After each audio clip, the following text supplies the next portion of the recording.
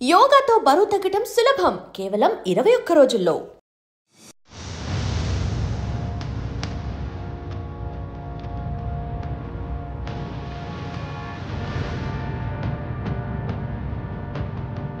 Welcome to iDreams media. ప్రతిరోజు వివిధ కార్యక్రమాల నిమిత్తం వాహన చోదకులు బయలుదేరే సమయానికి పెట్రోల్ ఉందో లేదో చెక్ చేసుకోవడం సర్వసాధారణం. పెట్రోల్ బంక్ కి వెళ్తాం, బాబు పెట్రోల్ కొట్టు అంటాం, లేదంటే డీజిల్ కొట్టు అనేసి అని అంటాం.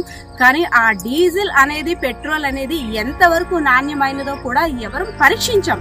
ఎందుకంటే మనకున్న బిజీ లైఫ్ లో మనం పెట్రోల్ కొట్టించుకున్నామా, మన బంక్ అనేది ఫిల్ అయిందా లేదా, మన పని జరుగుతుందా లేదా అని ఒక్కటి మాత్రమే ఆలోచిస్తాం.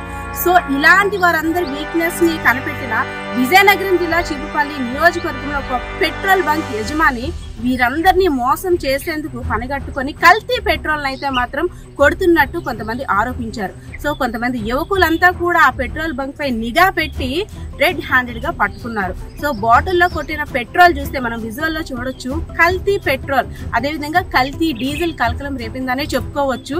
తమకు న్యాయం చేయాలి, బికాస్ ఆఫ్ కల్తీ ఆయిల్ ని వినియోగించడం వల్ల వాహనాలు దెబ్బతినే అవకాశం ఉంది. ఇది బయట పడింది కాబట్టి మాకు ఆలోచన వచ్చింది, వెలికి తీసాం. ఇలా ఎంతమందికి ఇలా మోసం చేశాడో, ఎన్ని వాహనాలు పనికి రాకుండా పోయే దానికి కారణమయ్యాడో ఇతనిపై చర్యలు తీసుకోవాలంటూ బాధితులంతా కూడా ప్రభుత్వ అధికారుల దగ్గరికి వెళ్లారు. సో ఎంఆర్ఓ కూడా ఈ పెట్రోల్ బంక్ యాజమాన్యంపై ఫిర్యాదు చేశారు. సో ప్రతి ఒక్కరు కూడా పెట్రోల్ కొట్టించుకునే ముందు నాణ్యతని కంపల్సరిగా చెక్ చేసుకోవాలి.